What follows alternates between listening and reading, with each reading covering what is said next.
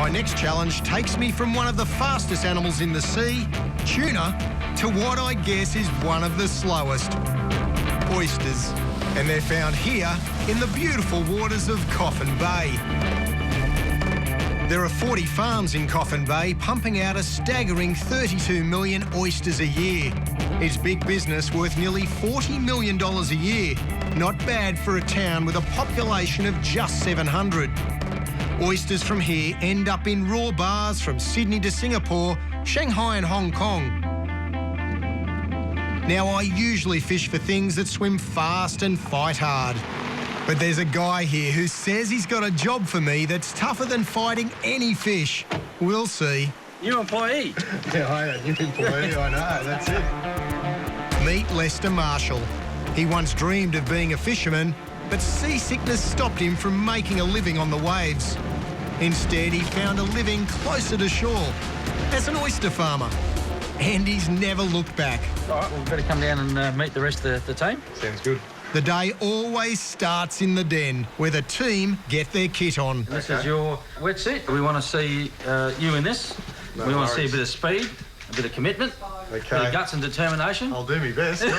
Sounds like a footy catch. She's had a bit of wear and tear, as you can see. Shark bites, stingray spikes. Right.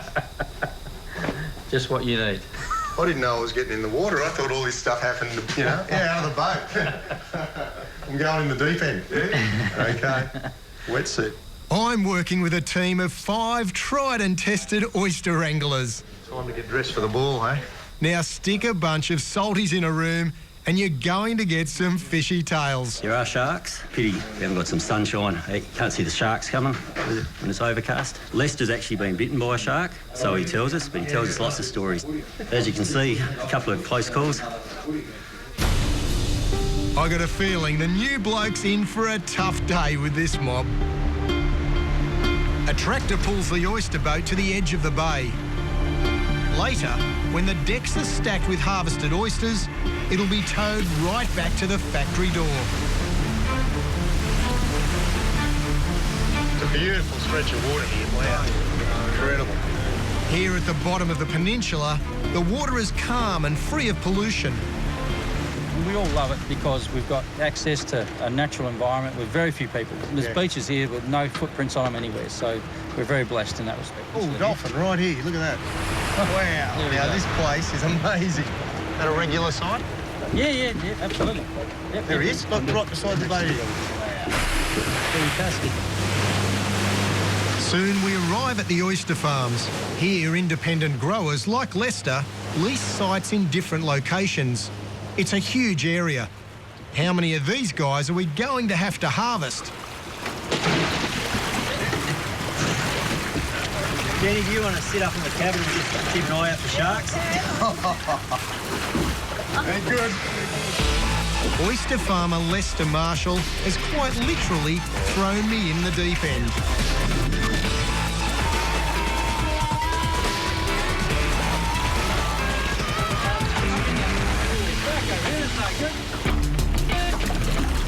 Oysters mature in baskets suspended between wooden posts. These oysters have been out here for 10 to 12 months. Lester's on quality control. No, just open the lid off. See that there? Absolutely beautiful. You want to try that?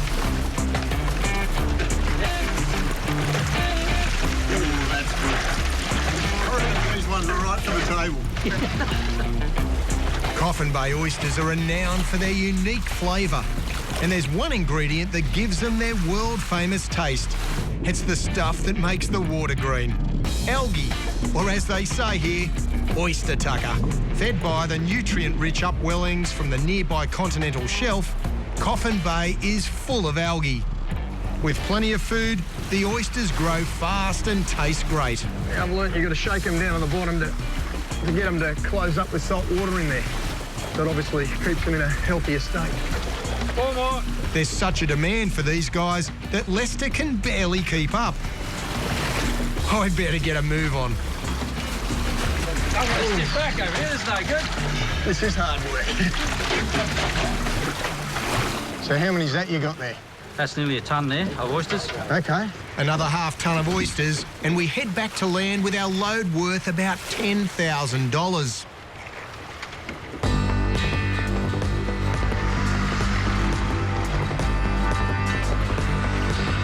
Here the oysters are prepared before they're shipped out.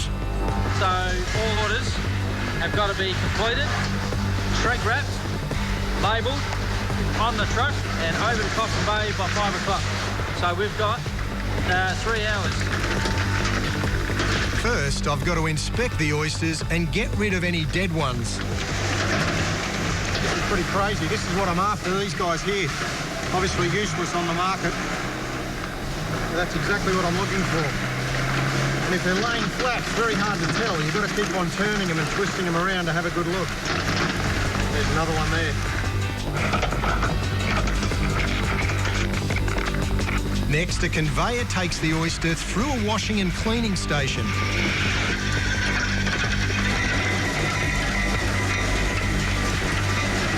And then into the grading machine, where each oyster is scanned and analysed. As the oysters move through the machine, a puff of air shoots the oyster down a chute according to their grade. Wow. Andrew. Mush. Okay, so lift that up. Lift that up. Yep. And then take it off there. The graded oysters are caught in sacks on the outside of the machine. I've got to swap the bags over in just seconds. Too slow. Too slow. Not that I know what I'm doing, but I'm too slow. Up and press that. Right, okay, so they're all queuing up in the back. That's right. 50 or something will queue up in the back there. Probably 20, 30 seconds to change the bag quick. over. Yep. So that's all right. We'll forgive you this time. Okay. So reset it. Re-go again.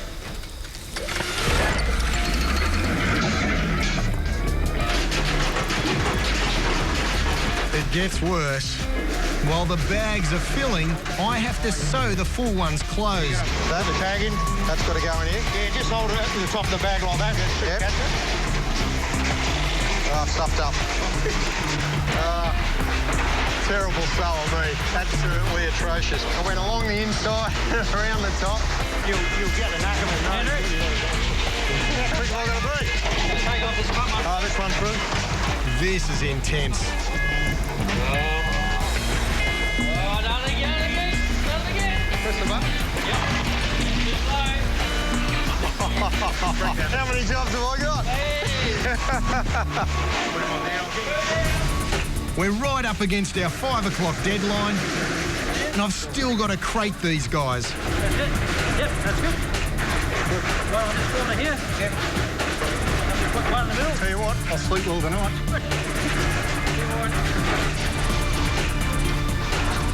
They'll either be Hong Kong or... Yeah, Shanghai.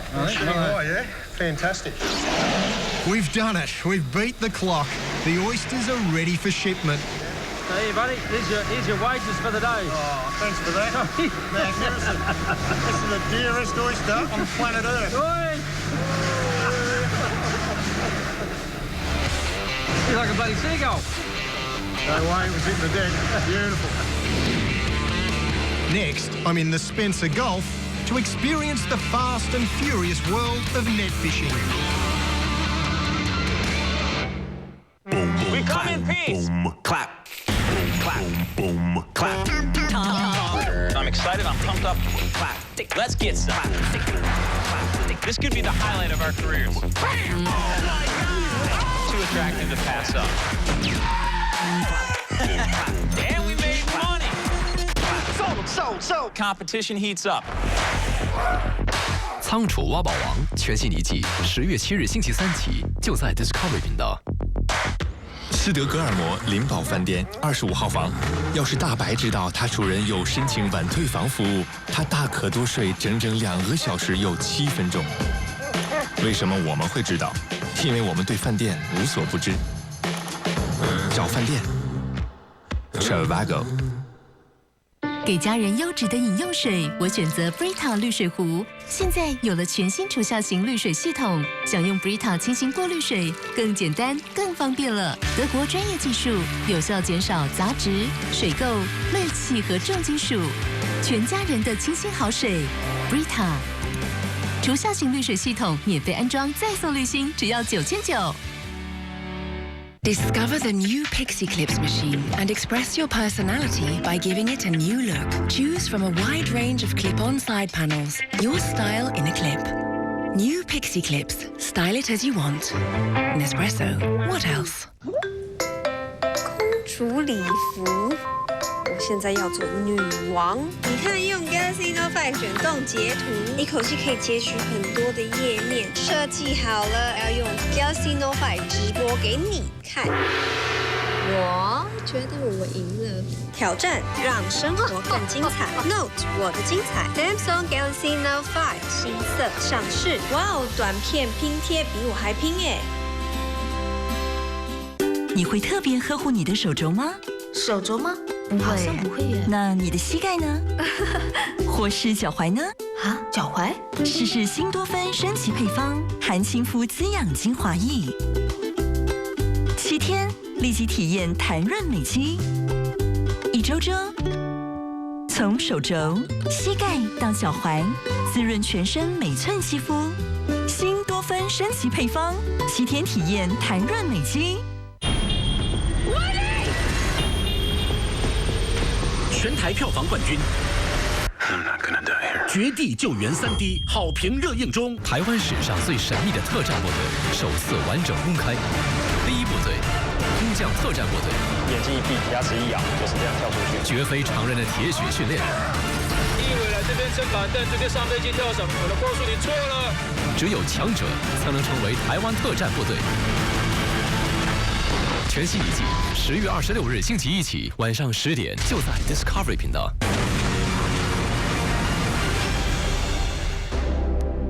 在战场上，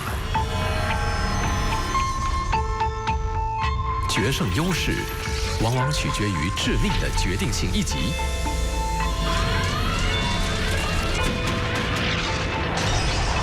要克敌制胜，就得派出能扭转局势的军武。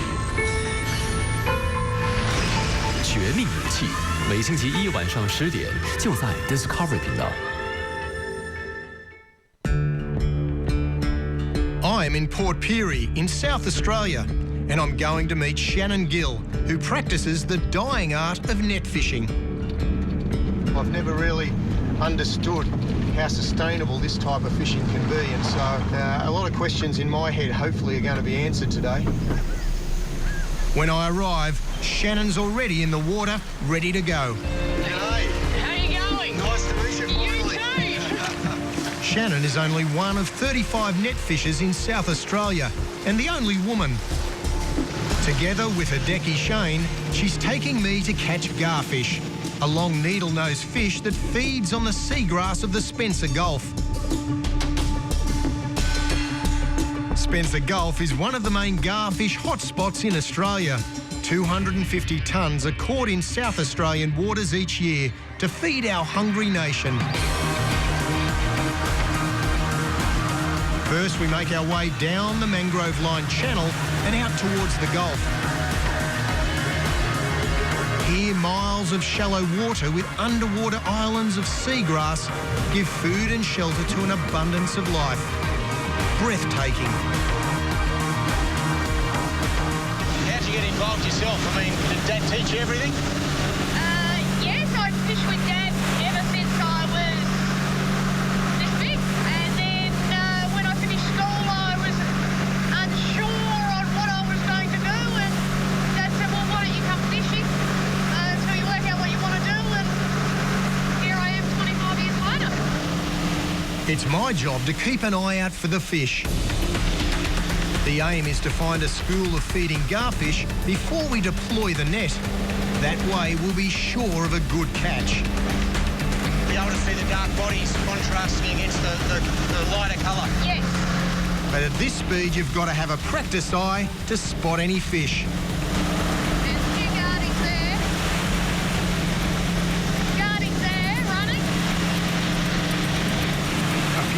sightings and Shannon thinks she's found a sweet spot. Time to deploy the net. So when I tell you, you throw the lead weight over, the net will run off. Now the big thing is, you get it around the propeller, you got to get it off. Right. Okay? All right. And then you got to make sure the lead line doesn't flick over the cool line. Okay. And I'll keep an eye on it. So what are we looking You'll at? make sure you stick it up on the back for him, Sean. Yeah. Rightio.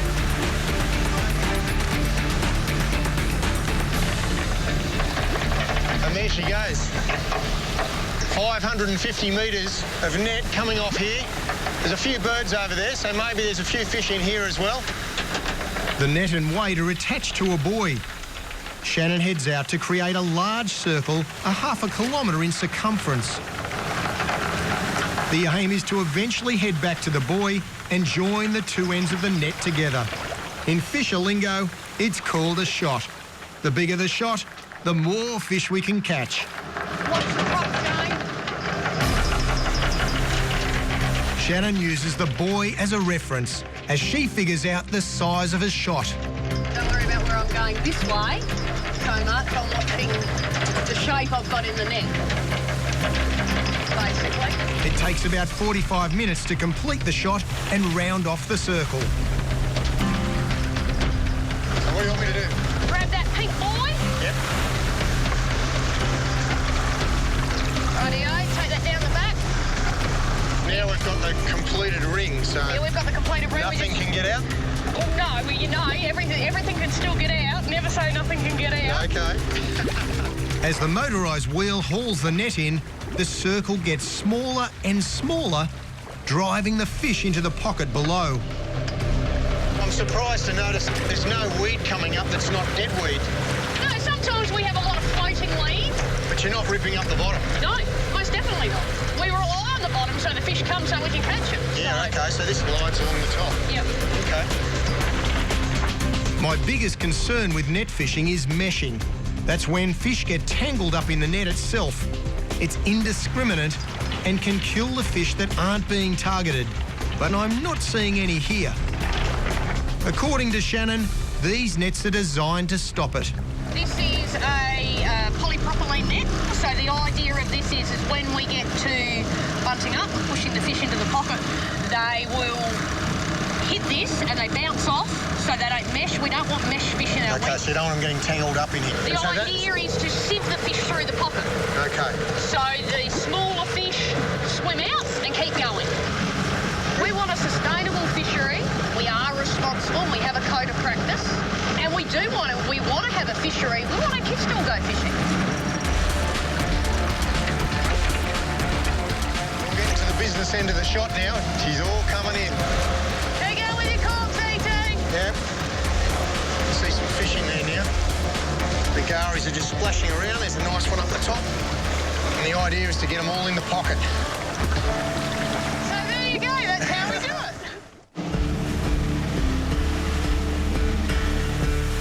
I'm now on the shallow waters of the Spencer Gulf.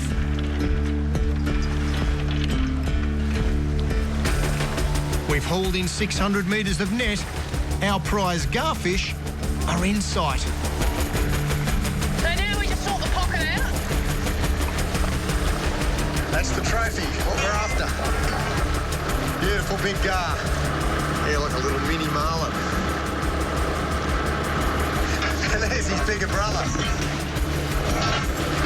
My next job, scoop the fish onto the sorting table. Right, mixture of weed and gar, but there's a few in there. It's all right. A little bit of that. Shannon sorts the fish quickly. This way, she only keeps the garfish. All other creatures are put back in the water while they're alive and healthy. There's a couple of little puffers in there. The little puffer, where's he go? Yes, he goes down the slippery dip and off he swims and we see him again another day. Shannon has to balance speed with caution. The weed can hide some nasty surprises, like this venomous soldier fish. The spines on one of those, that's sort of like the deadliest catch stuff. You'll be howling for a while. Any garfish, we chuck them straight into the ice slurry. That's basically salt water and ice Salt over water the and top. ice, so the fish die very quickly Yep. and keeps them in the best quality way that they could possibly be. Okay, so the flesh isn't stressed at all? No, flesh is not stressed. All right, beautiful. Shannon believes net fishing is a dying art. The reason? Strict catch limits and small regulated fishing areas make it hard to turn a buck. It's also not an easy trade to learn. Getting it right takes time and years of local experience. A lot of guys in the net fishery either are subs or deckhands that work for a long time. You wouldn't just go and buy a net licence and say, oh, well, I'll just go and catch fish. Yeah. It doesn't work that. A lot of people think that, oh, well, you got a net, you catch everything, and it is nothing like that. So it's been passed down through generation, and the whole process is basically in your head. You got to know what you're doing, and every day, like the tide might go, or the wind's too strong and the boat won't go round, and it can be very frustrating. But it also can be very rewarding. I guess you feel you're satisfied at the end of the day. Fishers like Shannon really know their stuff and are working hard to keep their craft alive. I've got to say, today's given me a lot to think about.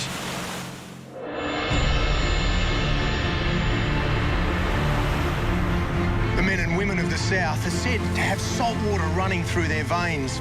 They battle the elements, ride the ups and downs of changing fish stocks, catches, quotas.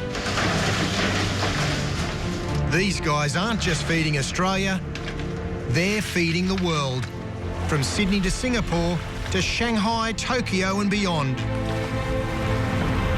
The pioneers of this industry really did it tough.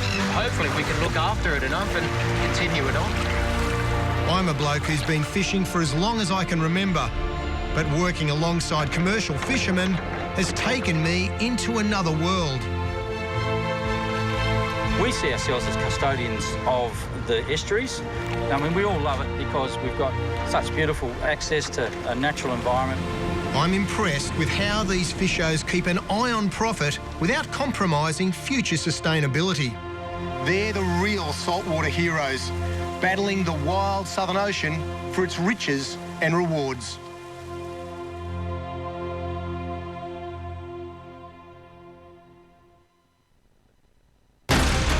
A 10-year veteran of the U.S. Navy SEAL, I'm going to take you through how ordinary men are turned into fighting machines.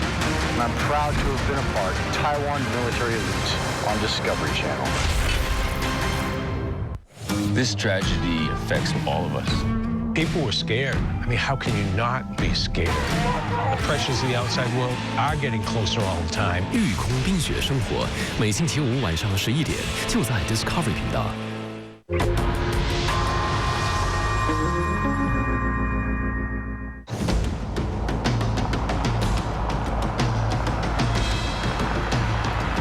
If that's who I think it is, he can really help us up in here, especially at the high elevations.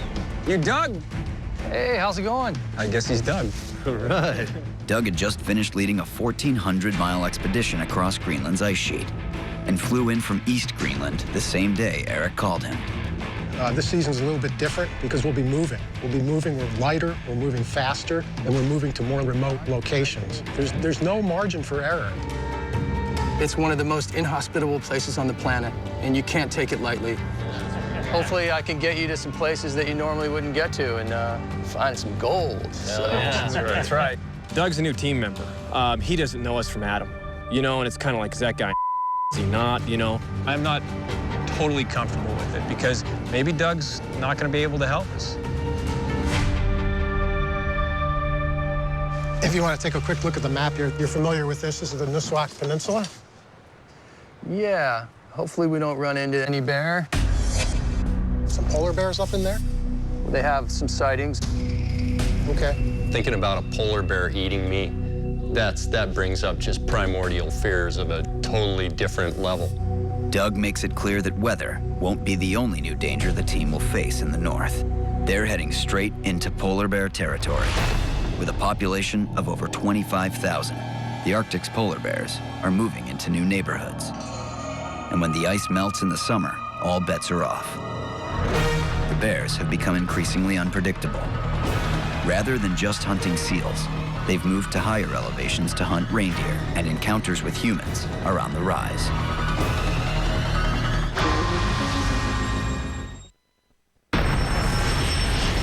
不是欧洲，这是假山林城上城。假山林盖最好的房子，卖最便宜的价格。10万平社区，请来润泰团队精工营造。假山林要让住进城上城的住户一生都很骄傲。假山林城上城，壮丽落成，兑现承诺。24315858。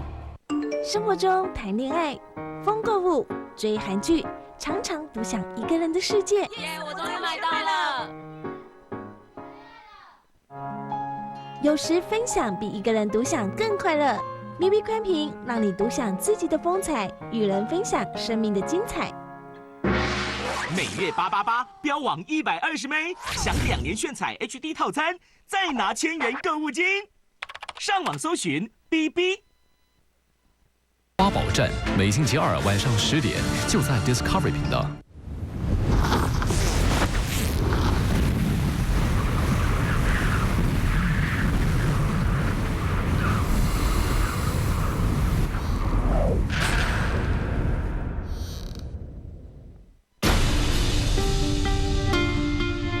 Australia's famous for its dusty outback.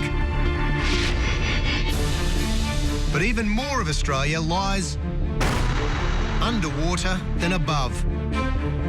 The oceans that surround our island continent are vast. And a massive industry's been built on this extraordinary marine resource that feeds Australia and the world.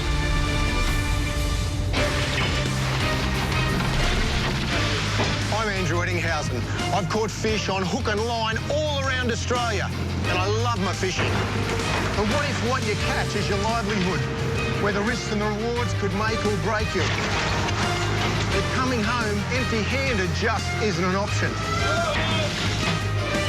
What does it take to make it as a commercial fisherman in a country known for its rough seas and tough people? Well, I'm about to find out. I'll travel to slippery, slimy and smelly ports across the country and work alongside men and women in industries that are definitely not for sissies. I'm going to get my feet wet and my hands dirty to find out why people risk it all on a daily basis. It's big risk, it's big bucks, and it's loads of action.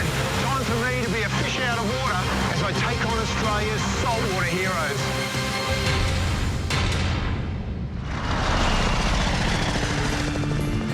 This is Australia's Northern Territory.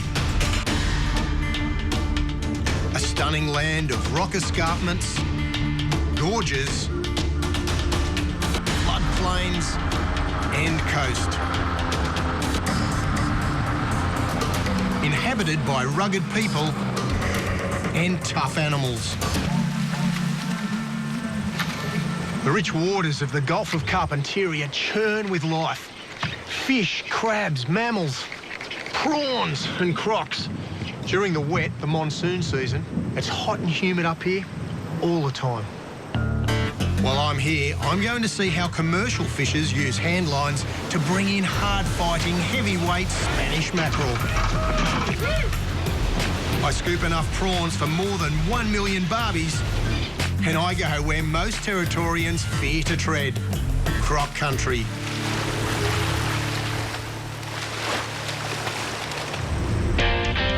But first, I'm after Australia's most popular table fish, the saltwater barramundi.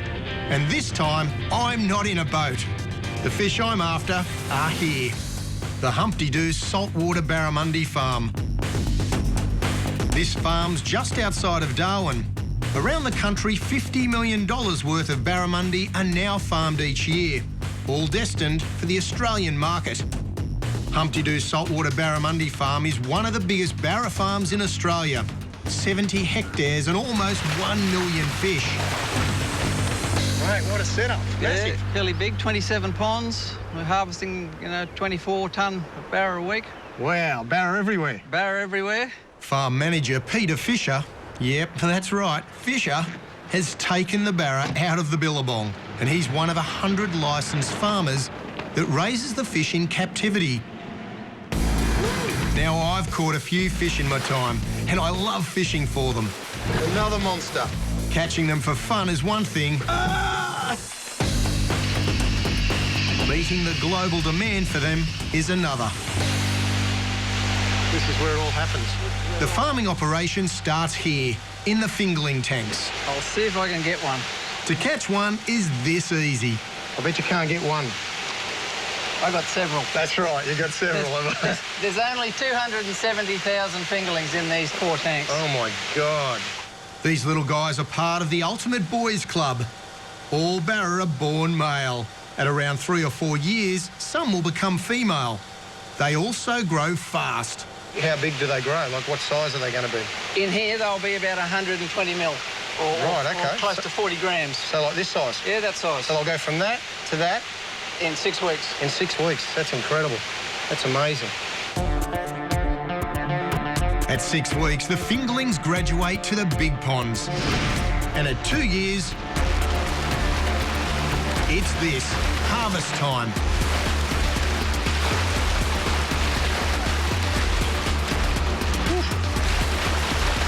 Holy moly, that's some way to catch a fish.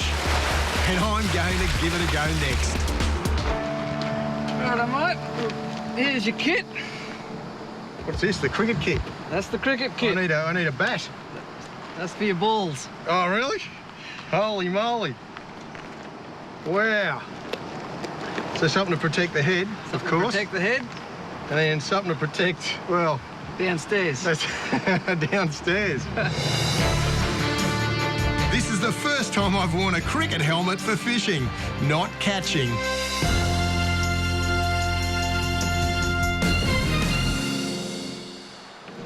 So you do get whacked around a bit?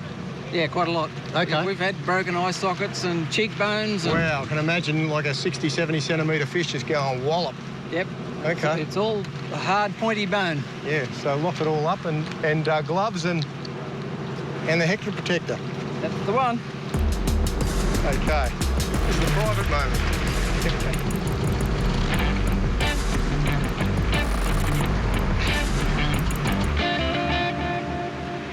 As I get into the ponds, I can feel the fish thronging around my legs. Then the crane operator lifts the net and all hell breaks loose.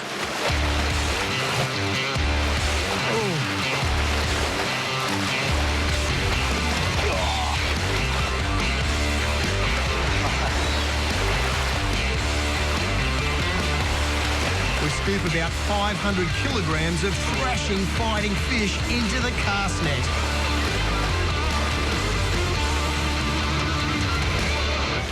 Well, I've caught a few barra in my time, but I've never caught this many in one catch. That's amazing, on the money. Woo! This lot's worth $5,000. Oh, the old hector protector comes in handy. I had this one big brute that's whacked me about 3 times. Next, they're transferred into containers of ice slurry. This quickly euthanizes them and preserves the flesh. Each pond contains about 40,000 fish, all in salt water. The salt water is cleaned and recycled in natural wetlands on site. It's so pure, the fish need no antibiotics or growth regulators. They're also born and bred in captivity, keeping wild barra stocks safe while producing a sustainable, fast-growing fish to meet the world's ever-increasing demand for seafood. The barra farm often gets some uninvited guests sliding in from the Adelaide River, and croc traps are left in the ponds for such occasions. Wow, look at this crocodile, eh? Incredible. That's big fella. Wow. How big is it? A couple of metres? About 2.8 metres. Salties are opportunistic feeders. They'll gorge themselves when food's available. In a pond full of barra, this guy's not going anywhere until there's no fish left or he's forced to. Once they get in, they find out that there's a good feed here, you know, they get around the fence or find a hole in it. They get fat as butter. What's my role in all of this? The sharp end. I'm always at the sharp end, that's right, yep. Okay, sounds good. Just try and sort of grab the strings of the float or somewhere, Yep. just in case he throws his head and gets your fingers. Oh, really? Yep. Okay. Okay. Go up gently. Oh, wow, look at that.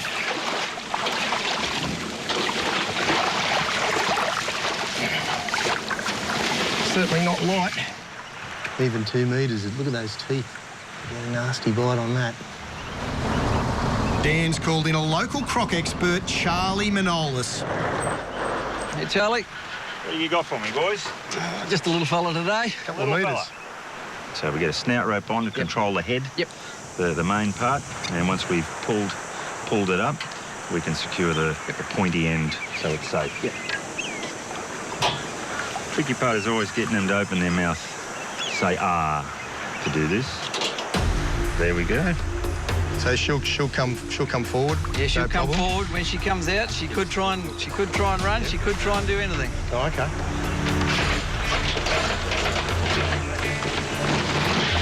That's it. Hold it there. Just hold it there again. I'm hoping we can get this unwanted visitor out without too much of an argument. Cover that. By covering the croc's eyes, the animal calms right down. And hopefully he won't see me coming. Go. Oh, Pete. Well, there you go. Who knew a croc could break wind? Just go around. Yeah. Some tape locks the croc's mouth shut for good. And they're not strong enough to actually break this through? All their power is in bringing the jaws down. Right. Opening their mouth, a child could actually keep the jaws closed. Really? It's so weak. Wow. That's awesome, Charlie. She's actually very well fed. Gosh, I can't believe how... Trying to work out how many barramundi. Yeah, there'd be a few barramundi in there. By the time you got them, That is butter.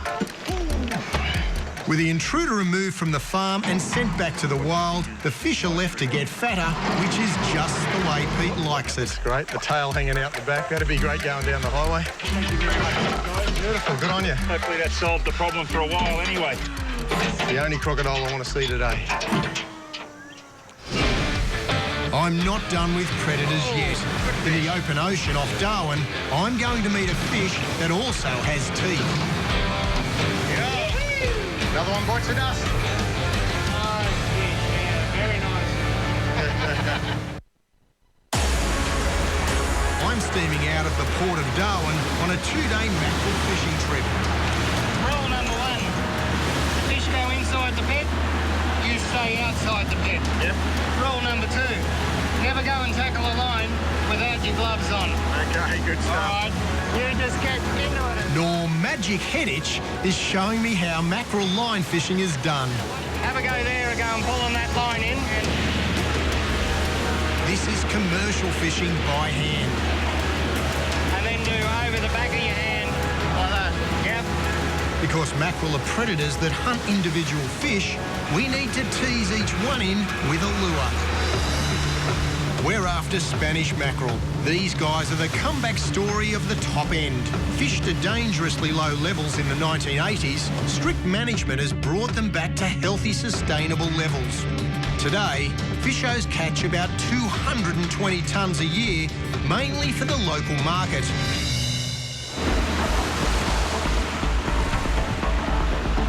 The line Norm uses is too thick and heavy for a rod and reel. That's why these fish are pulled in by hand. Pull it down. Yep. Lean down. When you lean down and you stand up, you automatically bring the fish on board. Yep, beautiful. So from here, Down there. Up. That's it. Fish on board. Norm is a hard taskmaster, determined to get me game ready by sunrise tomorrow, when the fish will be biting. There's another fish on another line. Another fish on. Get that one on board. Okay. Yeah. Now all we need is some fish. Lots of them. Yeah. And we'll be laughing. Order this. Yes. So, Norm, how'd you get into this stuff, mate? I went fishing once in about 1979. I jumped on a mate of mine's boat and we went mackerel fishing, and I thought, yeah, this is it. You know, like, you have fun while you're at work.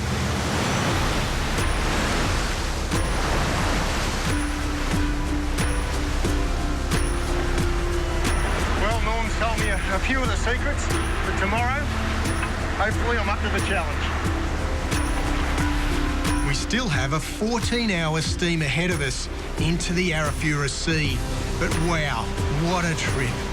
Just north of us is Indonesia. Tomorrow, first light will hit the mackerel grounds. Waggy, waggy, rise and shine. Time to pull a mackerel line. Woohoo! What is it? Oh, about 5:45, mate. Time to have a cup of coffee, get your act together, and we can get straight into it. Let's do it, Bill. Time to rig up. Loads of wire. These fish have teeth, absolute razor sharp teeth, and tons of them. If you look at the baits, the bill of the garfish has actually been wired on. It's sort of a similar rig to what you'd use for wreck fishing, but certainly not as heavy. I'm always after the sport fish. He's after the catch. All right, you do that side, I'll do this side. Now we're on standby any time from now on. The wind's not too much. Nice seas. It'll be a fantastic day.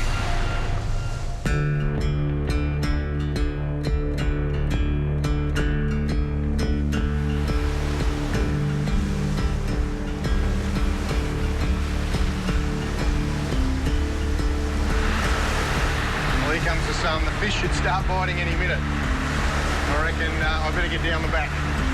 Hey, pull this one in, we'll check this bait. Norm drags 6 lines off the back of his moving boat.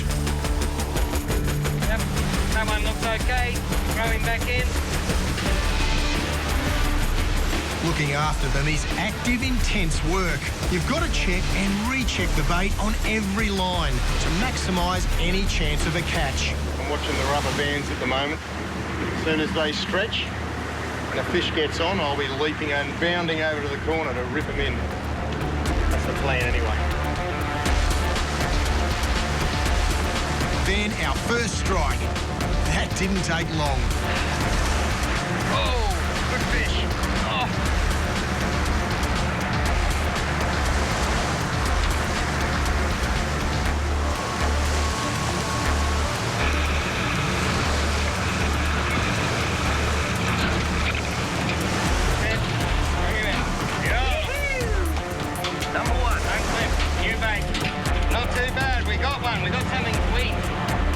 Like this will sell for about $50 on the market, but it's not the biggest one we'll catch today.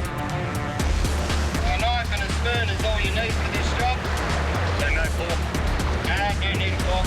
Not until we eat him later. From landing the fish and in the ice slurry within a couple of minutes. Beautiful. You can't get a better product. Spanish mackerel select individual bait fish by sight. Yeah. And then attack at great speed. Today, the mackerel are hungry. Beautiful.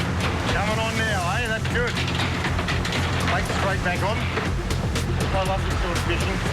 It's exciting stuff. You're actually hand over fish, sort of battling the fish all the way in, and the fish can get off. So, you know, there's a lot of those similarities to recreational fishing, which I really enjoyed.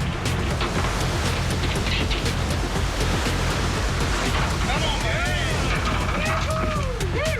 Now get that line out of the pit. Another one bites the dust. Unclip, get it back in the water. Stop fishing when it's on the deck. We're not making money. Pulling the fish on board by hand takes strength and stamina. Norm aims to land about 100 mackerel a day. That's one every 6 minutes. Taking a break or losing a fish means less profit. You know, some days you're there and the fishing's red hot, other days, same spot, nothing. It moved on. Norm's paying for fuel and time and you know, as he says, until they hit the deck, there's no return point. But today, fishermen's luck is on our side. Baby! Wow.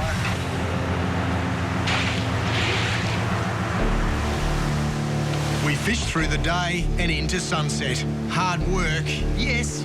Fun, absolutely. This would have to be the best job in the world. You really had a great time doing it.